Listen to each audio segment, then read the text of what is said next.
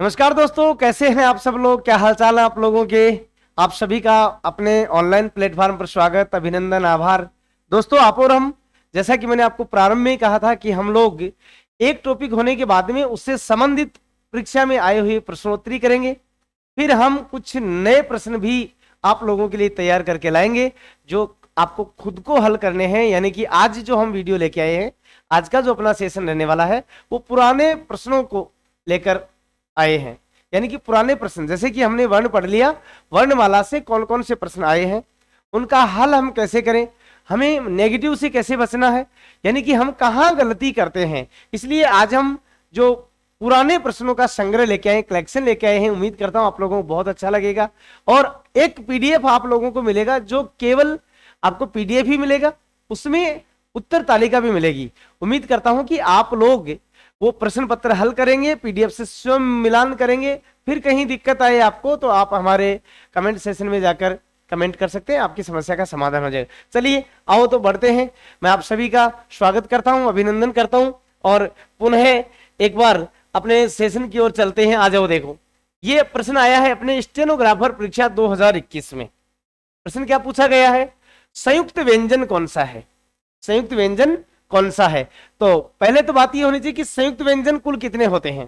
संयुक्त व्यंजन कितने पढ़े हमने, तो संयुक्त व्यंजन की बात कर रहे हैं, संयुक्त व्यंजन की। तो दोस्तों संयुक्त व्यंजन हमने 4 पढ़े थे। कौन कौन से पढ़े थे संयुक्त व्यंजन। एक पढ़ा था हमने क्षय, कौन कौन से पढ़े थे, क्षय। एक पढ़ा था हमने त्रय, एक पढ़ा था हमने जय, और एक पढ़ा था हमने श्रेय। यानी कि आपसे मान लो प्रश्न पूछा जाए कि संयुक्त व्यंजनों की संख्या कितनी है, तो क्या हो जाता उत्तर 4 हो जाता। अब देखो इनमें से पूछा है कि इनमें से संयुक्त व्यंजन कौन सा है। तो ध्यान से देखो, देखें संयुक्त व्यंजन, ये तो अपना ट वर्ग वाले में से है, ट ड है। ये अपना क वर्ग वाले में से है, पंचम वर्ण है। ये अपने फिर ट वर्ग वाले में से है, इसका मतलब ये भी संयुक्त नहीं है। ये देखिए जे वर्ण आया हुआ है, इसका मतलब आप समझ गए होंगे उत्तर कौन सा होने वाला अपना। उत्तर होने वाला अपना 4 नंबर जे जो है वो संयुक्त व्यंजन वर्ण होता है। अब बात करें कि ये संयुक्त वर्ण किससे बना हुआ है, ये संयुक्त वर्ण बना हुआ किससे। ये प्रश्न भी छपने वाला है कि संयुक्त वर्ण जे जो वर्ण है वो बना हुआ किससे। ये बहुत बार आया हुआ है, जय और ये इन दो के योग से बना हुआ है, इसलिए इसे नाम क्या देते हैं, संयुक्त वर्ण। अगला प्रश्न के संयुक्त वर्ण होते कितने हैं, तो हम कहेंगे कि 4 होते हैं, क्षय, त्रय, जय और श्रेय। उम्मीद करता हूं कि आपको यह भी ध्यान होगा, क्षय किससे बनता है, क और स के योग से बनता है। त्रय किससे बनता है, तो तय और रय के योग से बनता है। जय किससे बनता है, जैसा मैंने अभी लिखा है, जय और ये के योग से बनता है। और श्रेय किससे बनता है, तो स और रय के योग से बनता है। और ये हमने अपने क्लासों में पढ़ा भी है कि इनके, हमें मैंने पहले भी कहा था कि बार बार प्रश्न पूछे जाते हैं इनके बारे में, आप लोगों को ध्यान रखना है। बिल्कुल आप लोगों ने सही उत्तर दिया होगा। चलिए आगे बढ़ते हैं।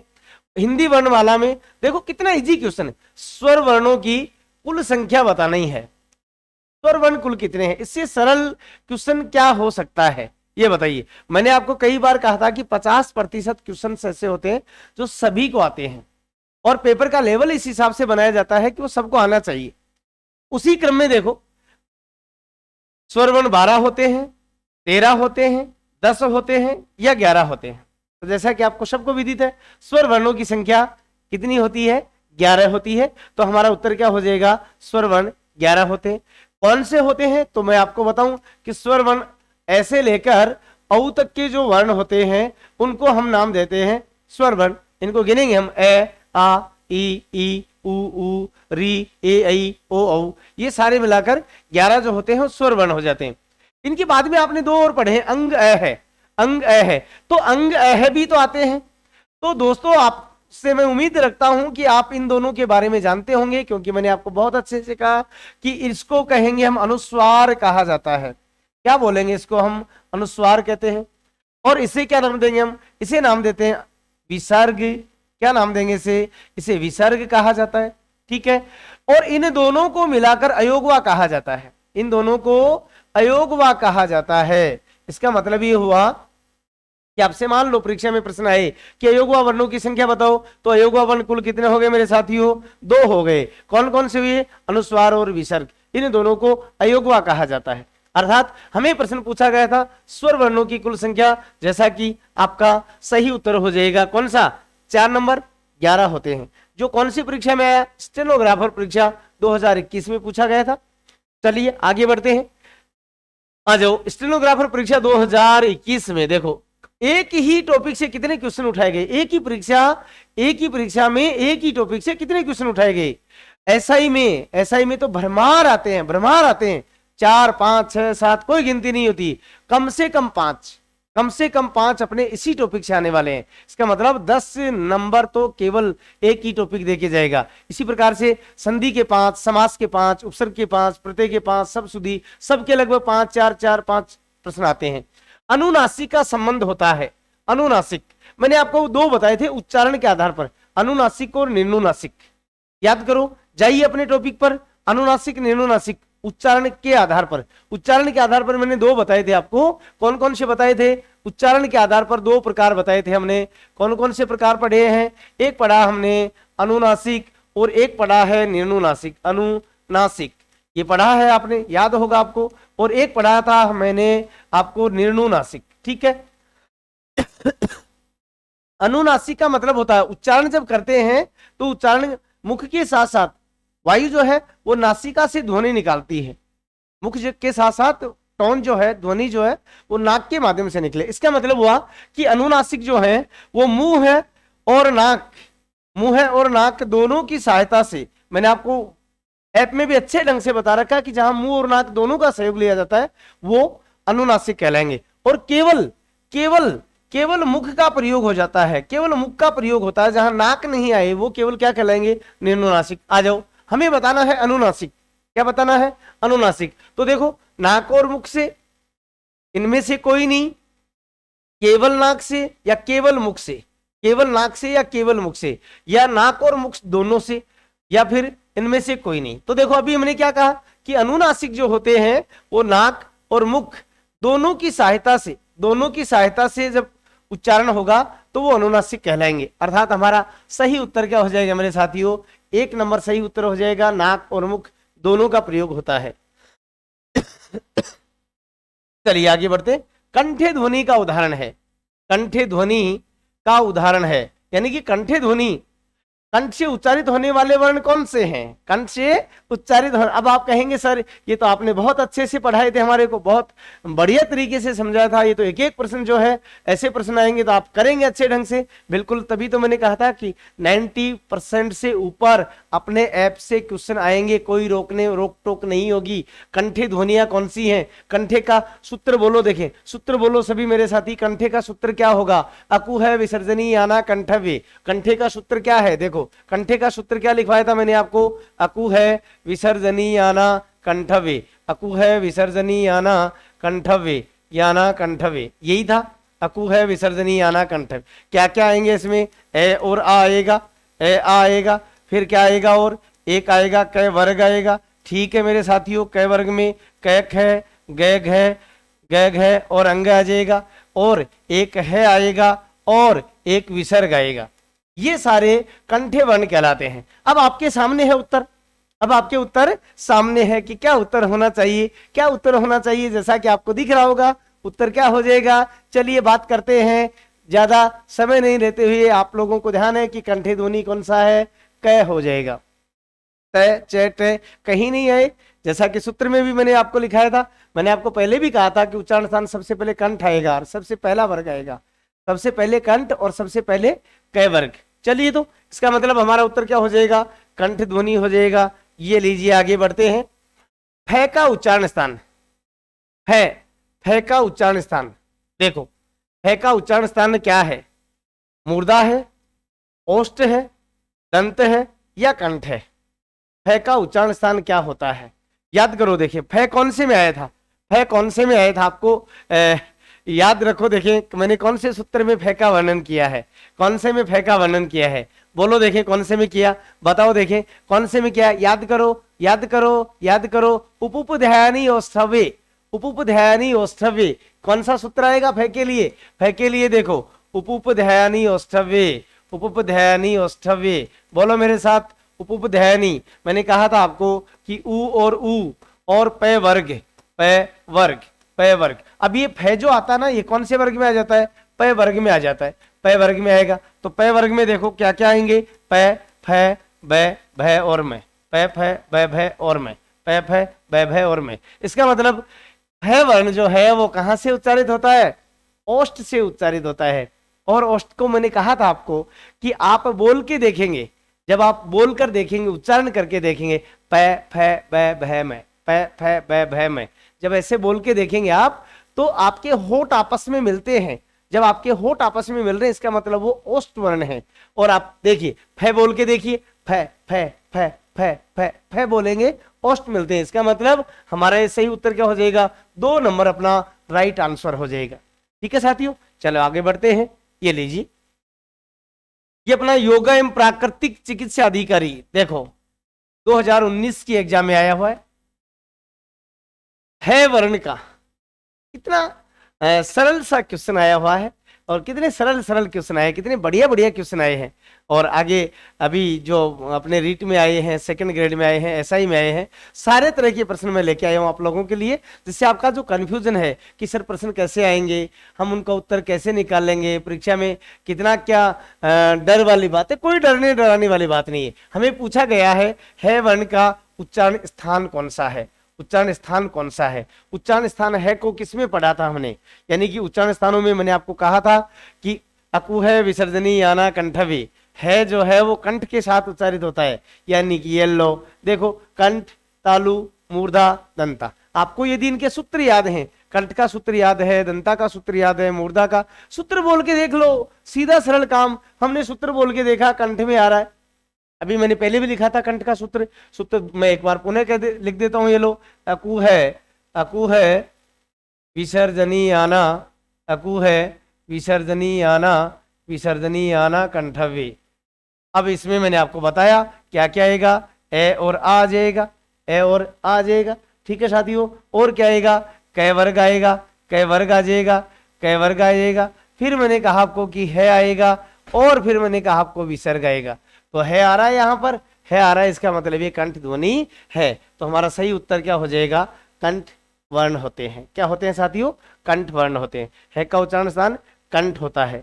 चलिए आगे बढ़ते हैं, आ जाओ। देखिए देखो, असिस्टेंट जेलर 2016 में कितनी बड़ी भर्ती जेलर के लिए, और कितना छोटा सा क्वेश्चन पूछा गया है।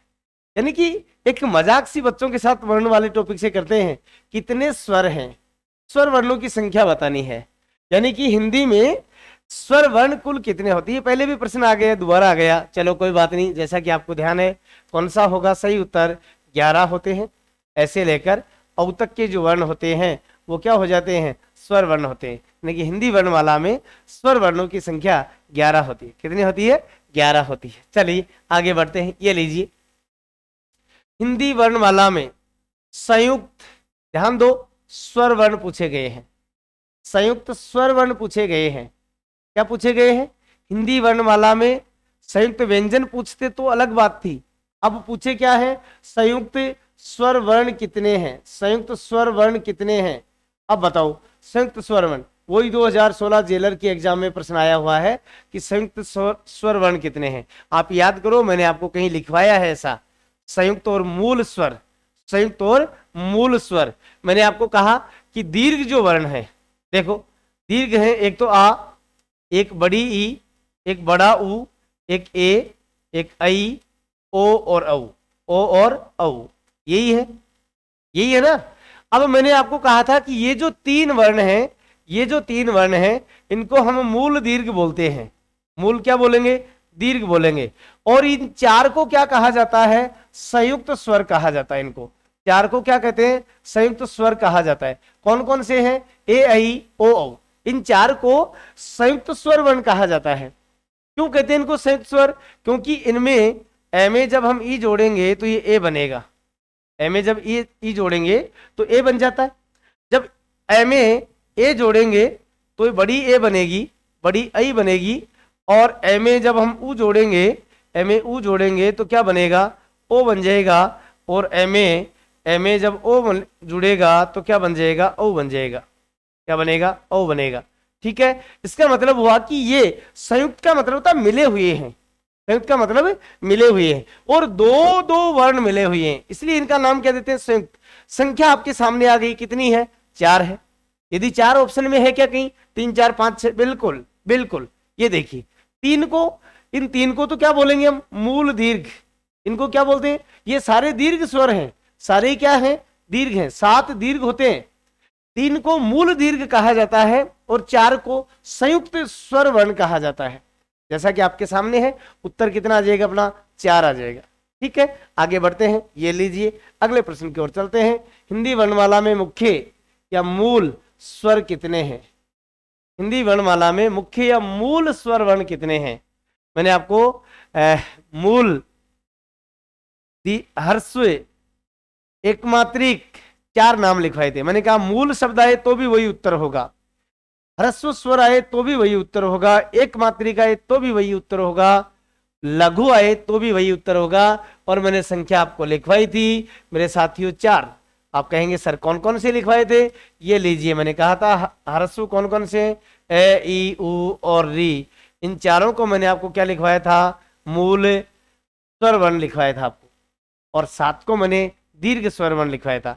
उम्मीद करता हूं कि आप लोगों ने सारे सही उत्तर दिए होंगे, सारे सही उत्तर दे रहे होंगे। चलिए आगे बढ़ते हैं अगले प्रश्न की ओर। स्पर्श व्यंजन, मैंने बहुत गंभीर मुद्रा में आपको ये कहा था कि बार बार प्रश्न आता है, बार बार प्रश्न आता है, और आपकी भी परीक्षाओं में आने की पूरी संभावना रहती है। स्पर्श व्यंजन कितने हैं, बिल्कुल आप लोगों के सामने है, 25 है, 10 है, 20 है या 15 है। स्पर्श व्यंजन मैंने आपको कहा था कि स्पर्श व्यंजन जो हैं वो कैसे शुरू होते हैं और मैं तक समाप्त होते हैं, मैं तक होते हैं सारे, कैसे लेकर मैं तक जो है इनको स्पर्श व्यंजन कहा जाता है। इनको गिने हम तो क वर्ग में 5 आ जाते हैं, फिर च वर्ग में 5 आ जाते हैं, ट वर्ग में 5 आ जाते हैं, त वर्ग में 5 आते हैं, और प वर्ग में 5 आते हैं, और कुल मिलाकर ये 25 हो जाते हैं। कहीं ऑप्शन है क्या 25, बिल्कुल पहला ही ऑप्शन 25 दिया हुआ है, इसका मतलब हमारा ए ऑप्शन हो जाएगा। कैसे लेकर मैं तक के जो वर्ण हैं उन सभी को हम स्पर्श व्यंजन कहेंगे। क्या कहेंगे साथियों, स्पर्श व्यंजन कहा जाता है। चलिए आगे बढ़ते हैं, देखो कितना शानदार प्रश्न बनाया। 11वां वर्ण बताना है, 11वां व्यंजन बताना है। क्या बताना आपको, 11वां व्यंजन वर्ण बताना है।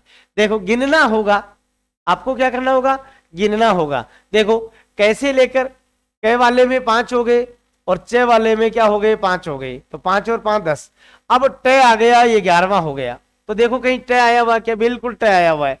ये ढ नहीं होगा, ये टेट है, ढ ढ, ये देखो 11वां, फिर ये 12वां, ये अपना हो जाएगा 14वां, और ये अपना हो जाएगा 20 और 21वां। तो आपको कौन सा बताना है, 11वां क्यों, ये लीजिए आपका ट जो है वो 11वां व्यंजन वर्ण है। क्या है, 11वां व्यंजन वर्ण है। बहुत बढ़िया मेरे साथियों, ऐसे ही क्वेश्चन आपकी परीक्षाओं में आने वाले हैं, इसलिए आपको घबराने की या सोचने विचारने की कोई आवश्यकता नहीं है कि हमें उत्तर कैसे निकालना।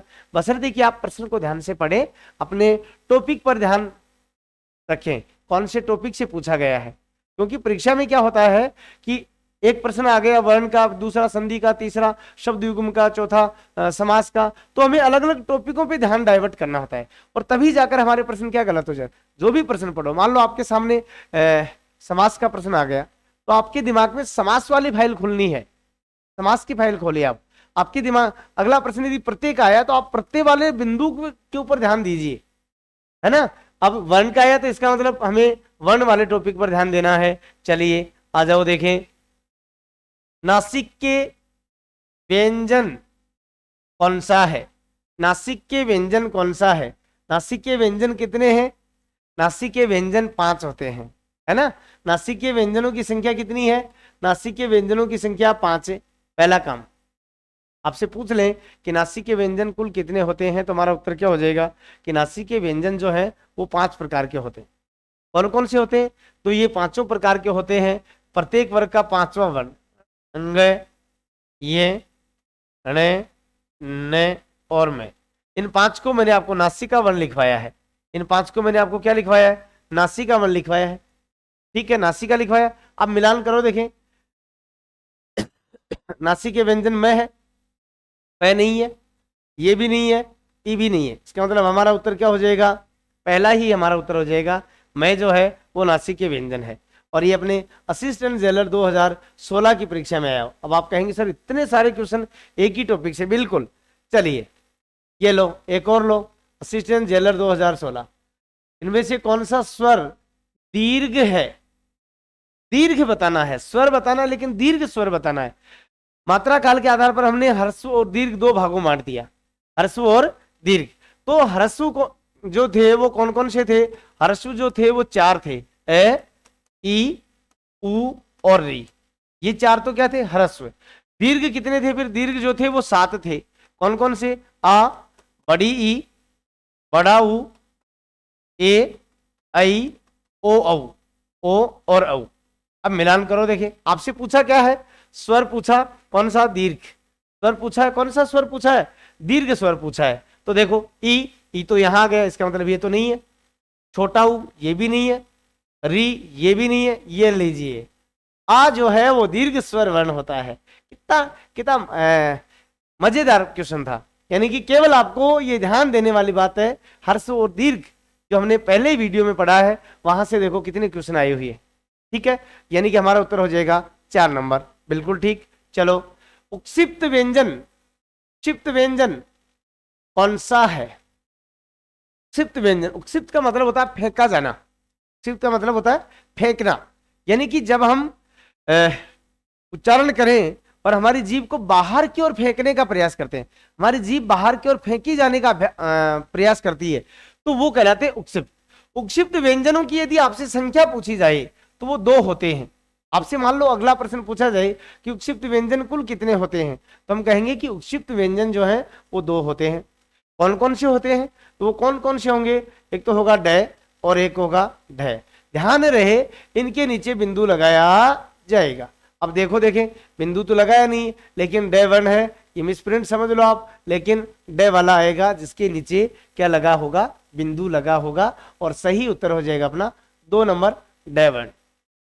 संख्या पूछे तो कितने हैं, 2। कौन कौन से हैं, ड और ढ। इन दोनों को उक्षिप्त कहा जाता है। उक्षिप्त का मतलब क्या होता है, मैंने क्या कहा, उक्षिप्त का मतलब होता है कि जब हम उच्चारण करें और हमारी जीवा को उच्चारण के साथ बाहर की ओर फेंकने का प्रयास करते हैं या बाहर की ओर फेंकी जाती है, तो वो वर्ण उक्षिप्त कहलाते हैं। उनकी संख्या 2 होती है, ड और ढ। चलिए आगे आ जाइए। इनमें से कौन से स्वर परस्पर सवर्ण या सजातीय वर्ण है, प्रश्न को ध्यान से पढ़ो।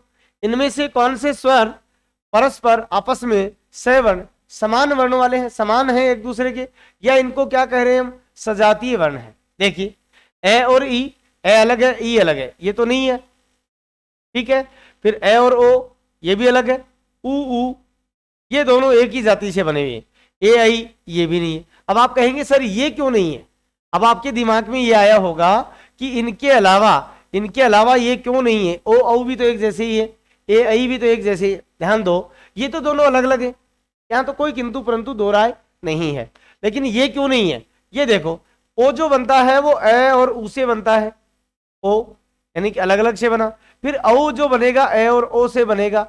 इसका मतलब ये इनकी जो रचना है वो अलग अलग प्रकृति से हुई है, अलग अलग प्रकृति से हुई है। तो फिर इनकी रचना बताओ। वैसे एक ही रचना आप जानते हैं, ऊ की रचना देखो, ऊ की रचना किससे हुई, ऊ तो है ही, बड़ा ऊ भी किससे बना, ऊ और ऊ भी बड़ा ऊ बनता है। अर्थात ये तो एक ही वर्ण से बने हुए हैं, एक ही वर्ण से बने हुए हैं साथियों, इसलिए इनको बोलते हैं सजातीय या सवर्ण कहा जाएगा। इनको क्या कहा जाएगा, तो ये भी जैसा कि आपको मैंने पहले ही बताया कि ये तो दोनों अलग अलग वर्णों से बने। इसका मतलब ये भी नहीं है, ये भी नहीं है, ये भी नहीं है, केवल और केवल ऊ और ऊ जो है वो परस्पर एक दूसरे के सजातीय या सवर्ण माने जाएंगे।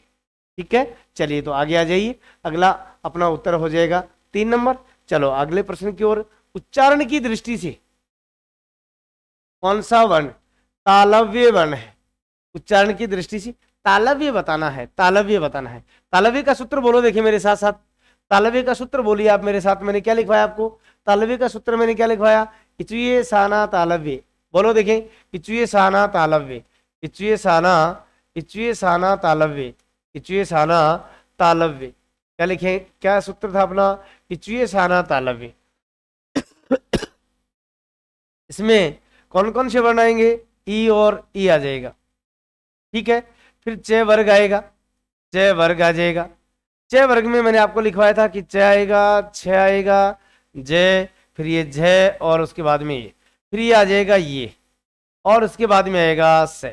अब देखो कौन कौन से वर्ण है, ई है, ठीक है, च वर्ग पूरा है, ठीक है, ये आएगा और ये पहला स आएगा। इनमें से देखो, देखें कौन सा मिल रहा है, इनमें देखो ट नहीं है, ज आया है साहब, बिल्कुल ठीक है, क नहीं है और वह भी नहीं है। इसका मतलब हमारा उत्तर कौन सा हो गया, बोलो देखें उत्तर कौन सा हो गया आपका, आपका उत्तर हो जाएगा 2 नंबर, जो बिल्कुल ठीक होगा। यानी कि जय जो है उसे हम तालव्य व्यंजन कहते हैं।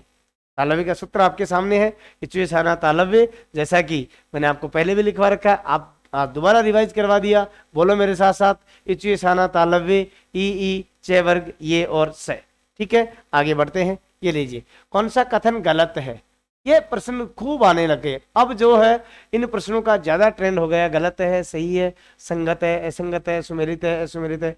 अब आपको ध्यान से पढ़ना है। देखो, री का उच्चारण स्थान मूर्धा है, क्या ये बात सही है या गलत है, आपको गलत बात देखनी है, गलत बतानी है आपको। आपको क्या बताना है, गलत लाइन कौन सी छपी है, कौन सी बात कही है। ये और वह को अर्धस्वर भी कहते हैं। स्वरों के उच्चारण में किसी अन्य वर्ण की सहायता नहीं ली जाती। व्यंजन वर्णों के उच्चारण में स्वरों की उच्चारण से दुगुना समय लगता है। बताओ देखें कौन सी बात गलत है, आपकी नजर में कौन सी बात, पढ़िए इनको चारों को और बताइए कि कौन सी बात गलत है, कौन सी बात जो है वो गलत है, ठीक है। अब देखो, री का उच्चारण स्थान मूर्धा, बात मूर्धा की करते हैं पहले।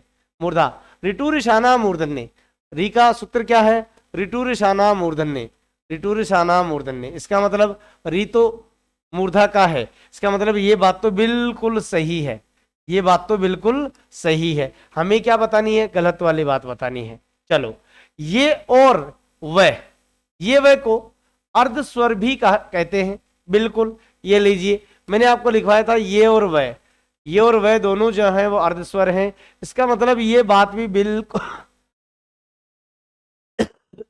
बिल्कुल ठीक है। स्वरों के उच्चारण में किसी अन्य वर्ण की सहायता नहीं ली जाती, बिल्कुल ये बात भी बिल्कुल सही है। हमने परिभाषा ये लिखी है कि स्वतंत्र होते हैं, किसी की सहायता नहीं ली जाती। इसका मतलब ये बात तो ये भी सही है, ये भी सही है, ये भी सही है। इसका मतलब गलत तो एक ही है। इसका मतलब हमारा उत्तर क्या हो जाएगा, इसका मतलब हमारा उत्तर क्या हो जाएगा, 4 नंबर हमारा उत्तर हो जाएगा। 4 नंबर जो है वो हमारा उत्तर हो जाएगा। उत्तर क्या करेंगे हम, 4 नंबर वाला उत्तर करेंगे। व्यंजन वर्णों के उच्चारण में स्वरों के उच्चारण से दुगुना समय लगता है, ये बात गलत है। उच्चारण में दुगुना समय नहीं लगता, वो मात्रा काल के आधार पर दुगुना समय लगता है। व्यंजनों के उच्चारण में दुगुना समय नहीं लगता है, ठीक है। इसका मतलब ये बात क्या हो गई, गलत हो गई। हमें क्या बताना है कि जो गलत है उसी को बताना है, गलत है उसको बताना है। इसका मतलब हमें क्या बताना है, गलत वाली बात बतानी थी, गलत वाली बात क्या थी, बतानी थी। और गलत वाली बात जो है वो हमें बतानी है। तो गलत वाली बात जो है हम बताएंगे। ये मिसप्रिंट हो गया था इसलिए मैं मिटा रहा हूँ इसको, आपको घबराने की आवश्यकता नहीं है। ये चलो, यानी कि यहाँ ये और वह, ठीक है। चलो, अपना उत्तर हो गया 4 नंबर। आगे बढ़ते हैं। ये लो, कौन सा कथन सही है, मैंने क्या कहा, कथन वाली बातें आने लग जाएंगी, कथन वाली बातें शुरू हो गई हैं। चलो, आजकल क्यों ज्यादा क्वेश्चन जो हैं वो इसी प्रकार के आ रहे हैं। असिस्टेंट जेलर में आया है, मात्राओं का स्वर से कोई संबंध नहीं होता, क्या ये बात सही है या गलत है। उच्चारण की दृष्टि से उ और उ ओष्ठ्य माने जाते हैं, क्या ये सही है या गलत है। आपको क्या बतानी है, सही बतानी है। समस्त स्वर महाप्राण होते हैं, मैंने आपको अल्पप्राण और महाप्राण पढ़ाए हैं, ये महाप्राण होते हैं, अल्पप्राण होते हैं स्वर वर्ण। विसर्ग की गणना नासिक के वर्णों में की जाती है। आपके सामने है सारे जो बिंदु हैं, वो मैंने आपको ऐप में अलग एक एक महीन शब्दों में करवाया है। देखो, सबसे पहले बात करें, सही वाली बतानी है आपको, क्या बतानी है, सही वाला बताना है आपको। तो उम्मीद करता हूं आप लोगों ने उत्तर निकाल लिया होगा। देखो, मात्राओं का स्वर से कोई संबंध नहीं होता, ये बात सही है नहीं है, मात्राओं का ही तो स्वर से संबंध होता है। अरे स्वर की तो मात्रा लगती है, मैंने कहा था आपको मात्रा रूप लिखवाया मैंने आपको सभी का मात्रा रूप लिखवाया कि एक ही कोई मात्रा नहीं, आग की मात्रा होती है, फिर ये छोटी ई, ये बड़ी ई, ये छोटा ऊ, ये बड़ा ऊ, तो संबंध होता है कि नहीं होता है? होता है। इसका मतलब ये बात तो गलत है, ये बात तो क्या है? गलत है। उच्चारण की दृष्टि से उच्चारण स्थान में हमने पढ़ा उ और ऊ को ओष्ठ्य माने जाते हैं। हमारा सूत्र क्या है? उपुपध्यानी ओष्ठवे, उपुपध्यानी ओष्ठवे, यानी उ और ऊ क्या होते हैं? ओष्ठ। तो ये बात तो बिल्कुल सही है। उत्तर भी हमारा क्या हो जाएगा? 2 नंबर। 2 नंबर हमारा सही उत्तर हो गया कि ये ओष्ठ होते हैं।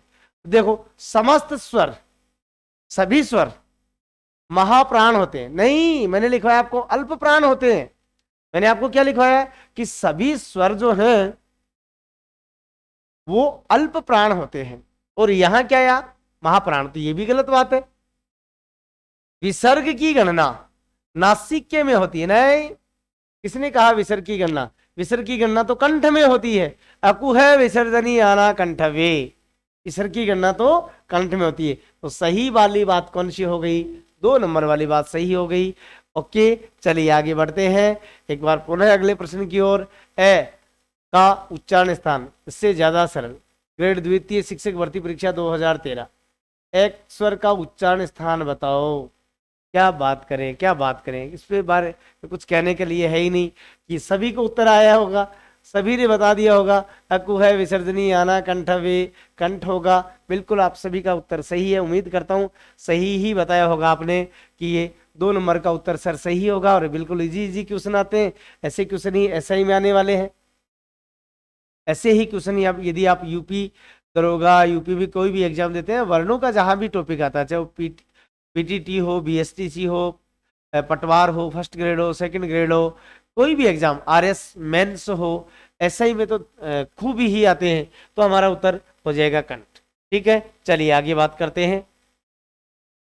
कंठ तालव्य स्वर, मैंने आपको लिखवाया कहीं कंठ तालु या कंठ तालव्य, याद करो। देखें उस पल को याद कीजिए कि मैंने आपको कहीं ना कहीं कंठ तालव्य वाली बात लिखवाई है।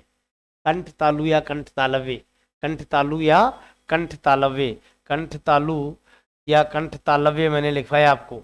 और मैंने आपको बताया था कि कंठ और तालु 2 शब्द आए हैं इसमें। कंठ में यदि ए और आ आता है, और तालु में ई और ई आता है, और मिलकर ए बनता है। और कंठ तालु का सूत्र मैंने लिखवाया आपको अदेतो कंठ तालव्य, अदेतो। और मैंने कहा आपको कि ए और ऐ जो हैं वो कैसे हैं? कंठ तालु हैं। अब उत्तर आपके सामने है। ए ऐ कौन से में आ रहे हैं? 1 नंबर में आ रहे हैं, जो कि बिल्कुल ठीक उत्तर हो जाएगा। यहाँ ए ओ आ गया, यहाँ ए उ आया, और तय और दय ये तो व्यंजन वर्ण है।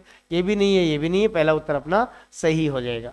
ठीक है साथियों, चलिए आगे बढ़ते हैं। देखें आगे बढ़ते हैं इसी क्रम में आगे बढ़ते हैं। यहाँ हमारा सही उत्तर हो जाएगा 1 नंबर का, ए और ऐ। चलो आगे आ जाओ। किस वर्ण के उच्चारण में जिह्वा दांतों का स्पर्श करती है? यानी जिह्वा दांतों को स्पर्श करती है, जिह्वा दांतों को स्पर्श करती है। यानी कि कौन से ऐसे वर्ण हैं जब उनका हम उच्चारण करें तो हमारी जीभ जो है ना वो दांतों को जाकर टच करती है।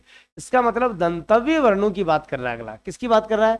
दंतव्य वर्णों की बात कर रहा है। कौन से वर्णों की बात कर रहा है? दंता या दंतव्य वर्णों की बात कर रहा है। तो देखो दंता या दंतव्य वर्णों में बात करें, सूत्र बोलो। देखें लितुल्लसाना दंतव्य, याद करो लितुल्लसाना दंतव्य। सूत्र क्या लिखवाया मैंने आपको? लितुल्लसाना दंतव्य। ये लो जी, ये सूत्र हो गया। इसमें कौन कौन से लिखे थे हमने? लि लिखा था हमने, कौन सा लिखा था? तय वर्ग, और लिखा था हमने ल, और लिखा था हमने से। तय वर्ग के सारे लिख लें, तय थे दय धय न, दय धय न। अब देख लो, देखिए कौन सा वर्ण है इनमें से। आपको क्या बताना है? दंतव्य वर्ण बताना। कह तो कंठ है, ये तालु है, ये ओष्ठ है। जय श्री राम। 3 नंबर कर देंगे हम उत्तर कि तय आ गया। और हमने कहा ना कि तय वर्ग जो बाजेगा तो दंतव्य वर्ण हो जाएगा। ठीक है, चलिए साथियों आगे बढ़ते हैं। स्वर रहित, ये बहुत अच्छा क्वेश्चन है। स्वर रहित र का प्रयोग हुआ है, ये राजस्थान पुलिस सब इंस्पेक्टर परीक्षा 2011 में आया। स्वर के बिना, यानी स्वर के बिना होने का मतलब हो गया आधा र किस में आया है? आधा र किस में आया है? तो मैंने तो आपको बहुत बार बता दिया कि आधा र जो होता है ना वो जो दूसरे वर्ण के ऊपर होता है वो आधा रह होता है, लेकिन यहां देखो ट्रक तो ट, फिर ये र, ट आधा है, फिर र के बाद में क्या आ गया ए, तो ये तो स्वर रहित नहीं है, स्वर के साथ में आया है। फिर ये देखो त्राटक त, र और उसके बाद में आ, ये रा कैसे बना, ऐसे बन गया। शत्रु तो त, र और उ, तैरे उ, तो ये र के साथ में उ आया। ठीक है, अब देखो यहां निर्माण शब्द में, निर्माण शब्द में देखो निर्माण जो शब्द आया है यहां ऊपर र आया है, और ये र जो होता है ना यह सदैव आधा होता है। इसका मतलब हमारा उत्तर क्या हो जाएगा, पुनर्निर्माण, यानी बी वाला विकल्प बिल्कुल सही होगा, कहीं कोई गलती की गुंजाइश नहीं होनी चाहिए। ऊपर जो लगा होता है रे, जिसको रेफ बोलते हैं, वो स्वर रहित होता है। स्वर रहित होने का मतलब अपनी लोकल भाषा में हम कहते हैं कि वो आधा रे होता है। क्या होता है, आधा रे होता है। ठीक है ना, समझ गए बात को, आधा रे होता है वो। चलो तो आगे बढ़ते हैं। यदि नीचे का, नीचे वाले होठ पूरी तरह से काट दिया जाए तो किस ध्वनि के उच्चारण में कठिनाई होगी। देखो राजस्थान पुलिस सब इंस्पेक्टर भर्ती 2011, नीचे का होठ काट दिया जाए, बोल के देखिए, बोल के देखने से भी उत्तर आ जाएगा। इसका मतलब है कि होठ आपस में मिलने, होठ मिलने वाले कौन से, ओस्ट, ओस्ट, ले, ले, ले, ले, ले बोलो, ले बोलो, ले। होठ मिल रहे हैं क्या आपके, नहीं मिल रहे। क्या मतलब इसकी कोई जरूरत नहीं है। बै, बै, बै, बै, बै, बै बोलेंगे तो होठ मिलेंगे, बै, बै। इसका मतलब होठ की आवश्यकता किसमें पड़ी, बै में पड़ी। ध को बोलो, ध, ध, ध, ध, ध में हमें नीचे के होठ की आवश्यकता ही नहीं है, बोल लेंगे। इसका मतलब ये भी नहीं है, ख भी नहीं है। हमारा उत्तर क्या हो जाएगा, 2 नंबर हमारा वह सही उत्तर हो जाएगा, यानी कि ओष्ठ वर्ण। और ये ओष्ठ वर्ण है, कौन सा वर्ण है, ओष्ठ वर्ण है। तो ओष्ठ वर्ण है तभी तो होठ की आवश्यकता होगी, यदि होठ नहीं रहेगा तो ओष्ठ वर्ण बोले नहीं जाएंगे। मैंने आपको पहले भी कहा था पढ़ाते समय भी कि ओष्ठ वर्ण ऐसे हैं जो होठ मिलने पर ही उच्चारित कर पाते हैं। ठीक है, चलिए तो आगे बढ़ो।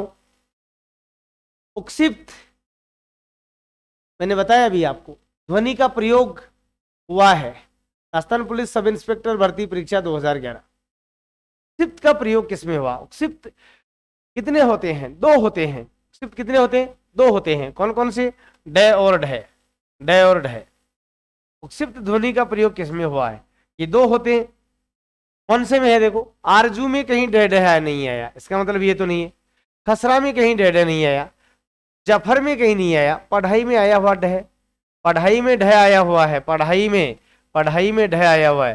तो उन्होंने पूछा कि ढ का प्रयोग, उक्षिप्त ध्वनि का प्रयोग हुआ है, कौन से में हुआ है, पढ़ाई में हुआ है बेटा। किस में हुआ है, पढ़ाई में, पढ़ाई में उक्षिप्त ध्वनि का प्रयोग हुआ है। ठीक है, चलिए आगे आ जाओ, आगे आइए। संयुक्तों को छोड़कर, संयुक्तों को छोड़कर हिंदी में मूल वर्णों की संख्या कितनी है। इसकी बात कर रहे हैं, मूल वर्णों की। मैंने आपको पहले ही कहा मूल वर्ण कितने होते हैं, 44। संयुक्त छोड़ेंगे नहीं छोड़ेंगे, प्रश्न की भाषा बदली है, केवल पूछे क्या है, मूल वर्ण। मूल वर्ण मैंने कितने लिखवाए आपको, 44।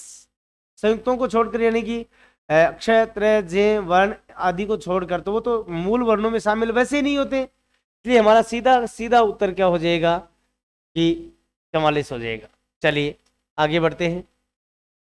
किस क्रमांक में ई स्वर का सही उच्चारण स्थान है, ई स्वर का सही उच्चारण किसमें दिया गया है।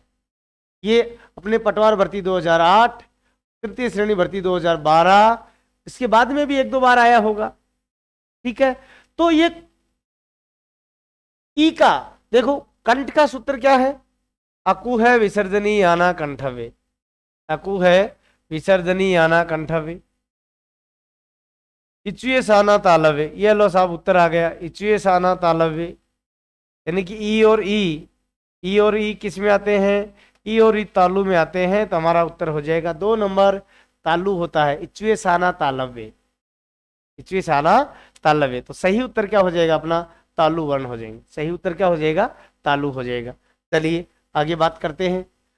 निम्नलिखित ध्वनियों में से बताइए कि कौन सा वर्ण औष्ठ्य नहीं है। ओष्ठ वर्ण नहीं है। ओष्ठ वर्ण का मतलब समझ गए ना आप, कि जब होठ मिले, अभी अभी हमने बात की थी होठ वर्ण। ओष्ठ वर्ण का सूत्र है उपउपध्यायनी औष्ठव्य। पहले तो उपउपध्यायनी औष्ठव्य, ये हमने पहले भी पढ़ लिया, 2-3 बार मैं वर्णन कर चुका हूं। उ और पै वर्ग, पै वर्ग, पै वर्ग, पै वर्ग में क्या क्या आ जाएंगे, पै, फै, बै, भै और मैं। पै, फै, बै, भै, मैं, ये सारे किस में आ जाएंगे, औष्ठ में। तो देखो देखिए, मैं आ रहा है क्या, बिल्कुल आ रहा है। पै आ रहा है, आ रहा है। फै आ रहा है, आ रहा है। ये तो तीनों क्या है, औष्ठ ध्वनि है। हमें पूछा क्या है, औष्ठ्य नहीं है, तो ये बिल्कुल सही उत्तर हो जाएगा। ये तो तालु वर्ण होता है। ये को हमने किस में पढ़ा है, तालु वर्णों में पढ़ा है। इसलिए मेरे साथियों ये हमारा सही उत्तर होगा 4 नंबर का। अर्थात सही उत्तर क्या लगाएंगे आप लोग, 4 नंबर। सही उत्तर क्या लगाएंगे आप, 4 नंबर सही उत्तर लगाएंगे। ये जो है वो औष्ठ वर्ण नहीं है, नहीं, वो तालु वर्ण है। ठीक है, आगे बढ़ते हैं। निम्न में अनुनासिक स्वर कौन से शब्द में नहीं है। अनुनासिक, अनुनासिक को मैंने अभी बताया, चंद्र बिंदु वाले कौन से में नहीं है। देखो देखिए कौन से में नहीं है, गांव, दांत, हंस, घंटा।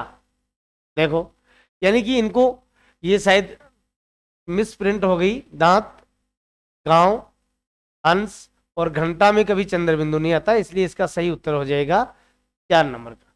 ये थोड़ा सा मिस प्रिंट हो गया। ये शब्द बनेंगे गांव, तो चंद्र बिंदु जब आते हैं अनुनासिक हो जाता है। दांत, ठीक है, हंस और घंटा, घंटा शब्द ऐसे ही लिखा जाता है इसलिए हमें अनुनासिक कौन सा नहीं है, 4 नंबर वाला उत्तर हो जाएगा अपना। चलो आगे। ए आई वर्ण क्या कहलाते हैं। तृतीय श्रेणी शिक्षक भर्ती परीक्षा 2012। ए आई क्या कहलाते हैं, अभी मैंने आपको बात की थी। ए आई कंठ तालव्य कहलाते हैं। क्या कहेंगे, ए आई को कंठ तालव्य कहा जाता है। अर्थात ए और आई जो वर्ण है वो किस रूप में आते हैं, कंठ तालु, अदेतो कंठ तालव्य। बोलो मेरे साथ साथ, अदेतो कंठ तालव्य। अर्थात कंठ तालु जो होते हैं वो ए आई होते हैं। क्या होते हैं, ए आई वर्ण होते हैं। चलिए आगे। क्षय ध्वनि, क्षय ध्वनि किसके अंतर्गत आती है। अभी मैंने बात की थी, 4 होते हैं संयुक्त, संयुक्त वर्ण 4 होते हैं, क्षय, त्रय, जय और श्रेय। ये देखो, तृतीय श्रेणी शिक्षक भर्ती परीक्षा 2012, यानी कि हिंदी में कुल मिलाकर बात यह है कि 50% जो प्रश्न हैं वो बहुत सरल दिए जाते हैं, क्योंकि मेरिट जो है ना वो 50 से ऊपर जाने वाली है, 50 पे तो रुकने वाली नहीं है। इसलिए आप निश्चित रहे कि 50% जो पेपर है वो तो बिल्कुल ईजी आएगा, वो तो सबका ही ठीक होगा।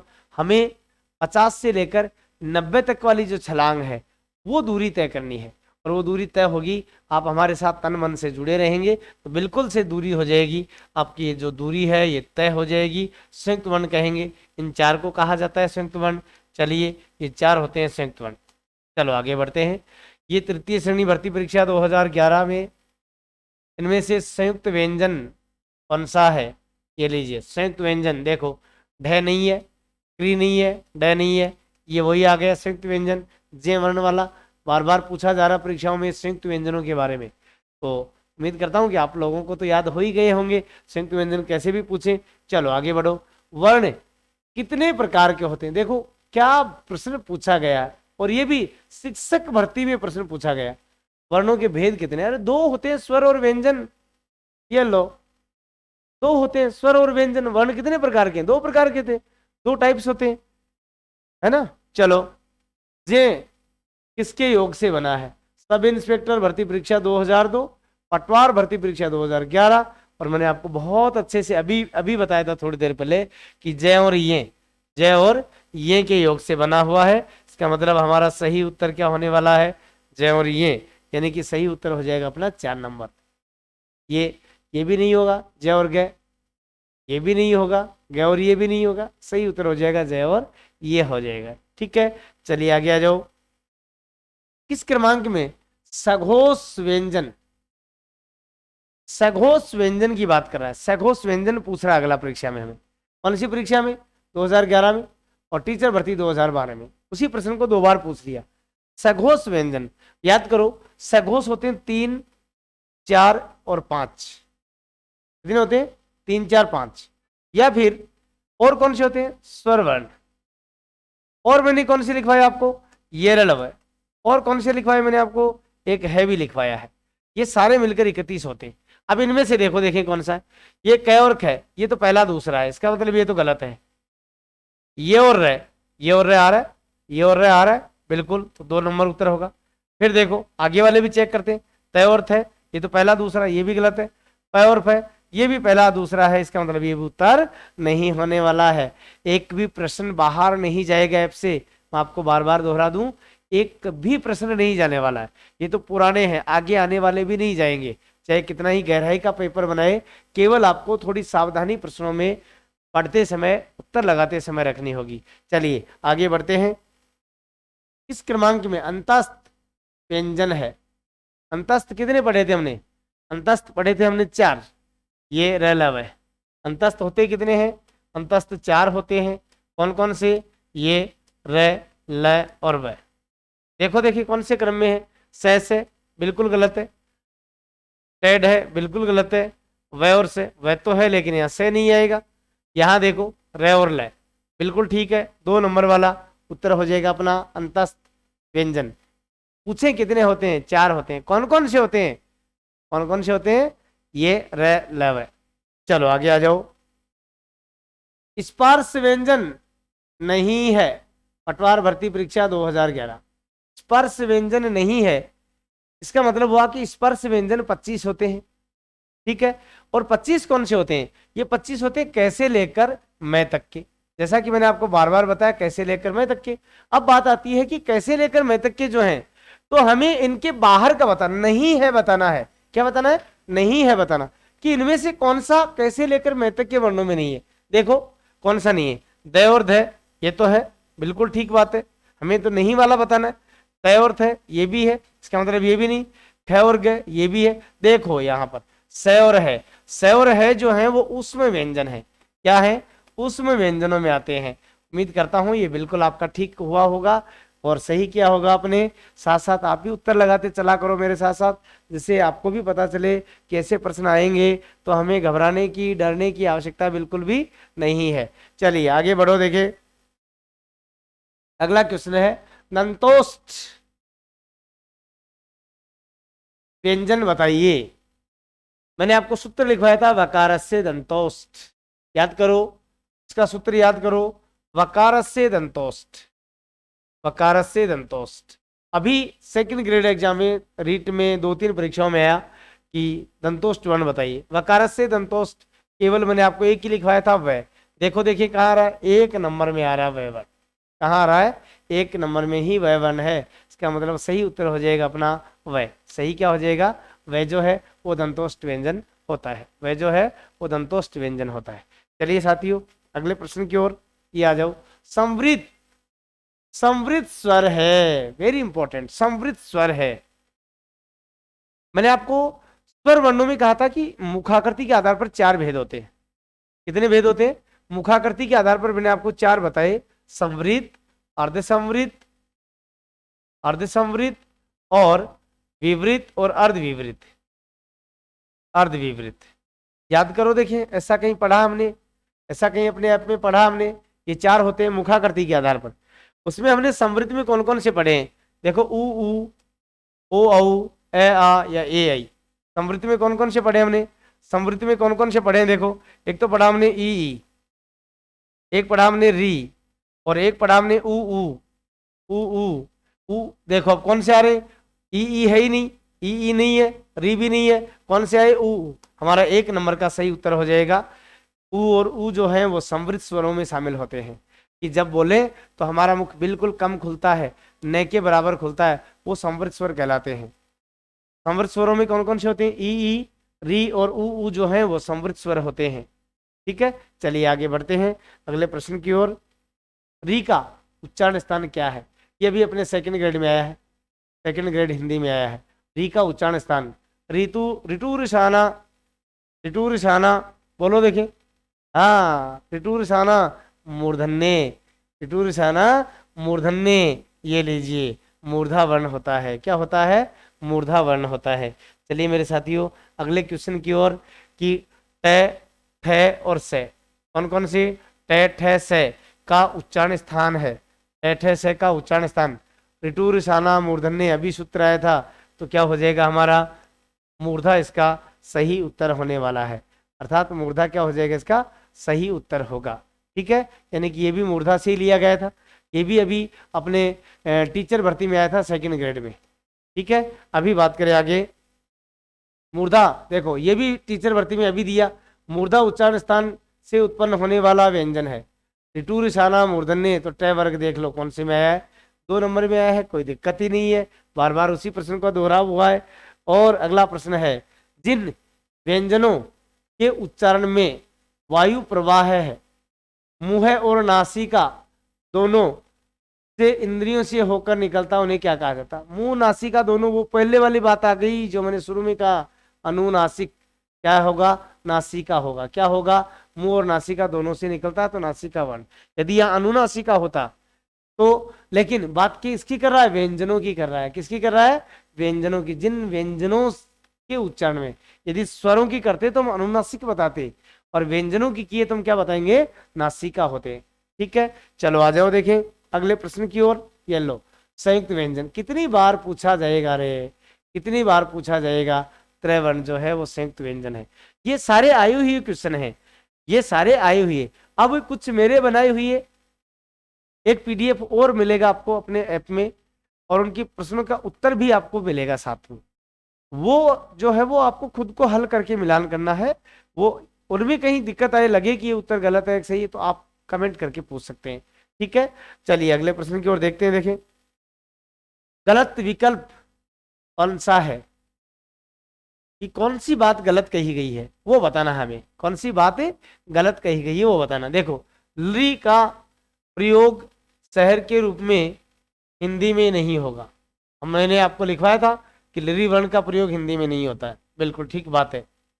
विसर्ग नहीं तो स्वर है और नहीं व्यंजन, ये बात भी बिल्कुल ठीक है। हमें क्या ढूंढना है? गलत, गलत विकल्प ढूंढना है।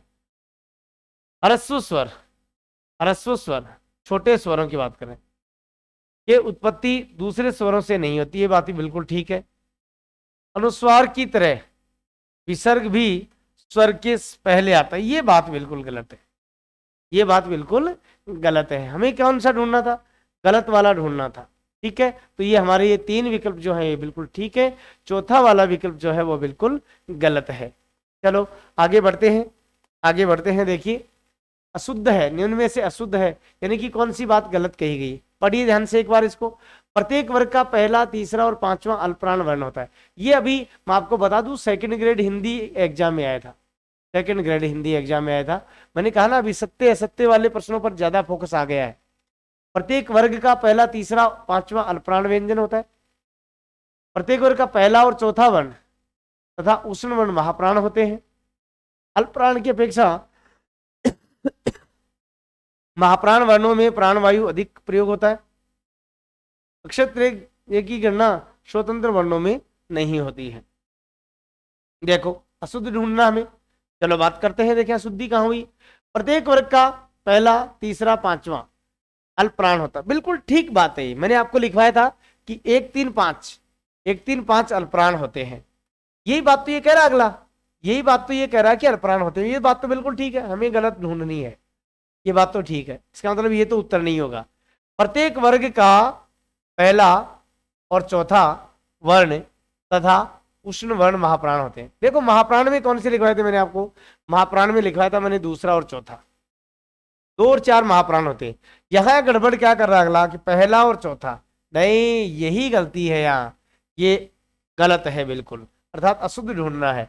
अब देखो, अल्पप्राण की अपेक्षा महाप्राण वर्णों में प्राणवायु का अधिक प्रयोग होता है, बिल्कुल सही बात है। मैंने कहा था अल्पप्राण में कम और महाप्राण में ज्यादा होता है।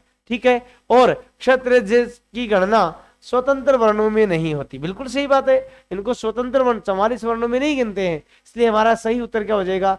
2 नंबर हमारा सही उत्तर होगा, क्योंकि यहाँ पहला दे दिया इसलिए यहाँ अशुद्ध हो गया और हमें अशुद्ध ढूंढना है। ठीक है, चलिए आगे। निम्न में से कौन सी बात गलत है? निम्न में से कौन सी बात गलत है? कि कौन सा विकल्प जो है ना गलत बात कह रहा है। देखो, ध, ये तय थे दय ध की बात कर रहे हैं। स घोष होता है, महाप्राण होता है, दंत्य होता है। चलो बताओ आप सोच के। फिर ब सघोष होता है, ओष्ट होता है, या फिर महाप्राण होता है? बताइए आप। च जो है वो अघोष होगा, तालव्य होगा या अल्पप्राण होगा? आपको बताना है, हमें गलत ढूंढना। ख, कंठे, महाप्राण या अघोष है। इनमें से कौन सी बात जो है वो गलत के रूप में प्रयोग में ली गई? चारों का हम वर्णन करेंगे। देखो, चारों के बारे में जानेंगे कि कौन सी बात गलत है। तो आपको गलत वाला विकल्प ही चुनना है हमें। चलो तो बात करते हैं। पहले ध को लेते हैं। ध, ये तय थ दय ध, ये तय वर्ग में आता है। पहली बात तो तय वर्ग में आएगा। और फिर ये चौथा वर्ण है, ठीक है। तो तय वर्ग, ये ध जो है ये सघोष में 3 4 5 आते हैं, 3 4 5 आते हैं। इसका मतलब चौथा है, तो ये बात तो सही है। महाप्राण 2 और 4 महाप्राण होते हैं, ये बात भी सही है। और ये दंते होते हैं, ये बात भी सही। इसका मतलब पहले वाले में तो कोई बात गलत नहीं है। हमें गलत ढूंढना है, इसका मतलब ये उत्तर नहीं होगा। फिर आ जाओ ब वाला। ब जो है वो ओष्ट वर्ग में आता है, ओष्ट में आएगा। और ब तीसरा वर्ण है। अब देखो, सघोष 3 4 5 होते हैं, बिल्कुल ठीक है। ओष्ट होता है, बिल्कुल ठीक है। महाप्राण होता है, महाप्राण में तो 2 और 4 होते हैं, इसलिए ये बात बिल्कुल गलत है। ये बात क्या हो गई? बिल्कुल गलत हो गई अपनी। फिर चलो आगे वाले को भी चेक कर लेते। च अघोष होता है, 1 और 2 अघोष होते हैं, बिल्कुल ठीक है। तालव्य होता है, इच्युसाना तालव्य, बिल्कुल ठीक बात है। और 1 3 5 अल्पप्राण होते हैं, बिल्कुल ठीक बात है। हमें गलत वाली ढूंढनी, जो हमें मिल गई 2 नंबर में ही। ख, कंठे है, बिल्कुल। महाप्राण भी है और अघोष भी है, बिल्कुल। तो इसका मतलब हमारा सीधा सा हो गया कि हमारा जो उत्तर होने वाला है, जो गलत बात यहाँ आई है, वो है ब, यानी कि महाप्राण नहीं होता, अल्पप्राण के रूप में आता है। चलिए आगे आ जाइए दोस्तों।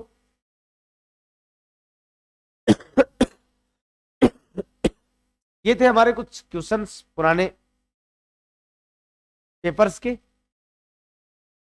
जैसा कि आपने देखा, ऐसे ही प्रश्न और भी आगे आने वाली परीक्षाओं में आएंगे। उम्मीद करता हूं आप लोगों को बहुत अच्छा लगा होगा। थोड़ा सा आधार आप लोगों को बन जाता है कि ऐसे प्रश्न आएंगे। ऐसा ही सर ने हमें वीडियो में पढ़ाया है, हमें समझ में भी आ गया, उत्तर भी आ रहे हैं। इसका मतलब थोड़ा सा कॉन्फिडेंस आप लोगों को आ जाना चाहिए कि ऐसे प्रश्न पत्र आएंगे तो हमसे गलती होने वाली नहीं है। इसी आशा और उम्मीद के साथ मैं आज के इस वीडियो में यही विराम देता हूँ। आप सभी का बहुत बहुत धन्यवाद। जय हिंद, जय भारत, नमस्कार।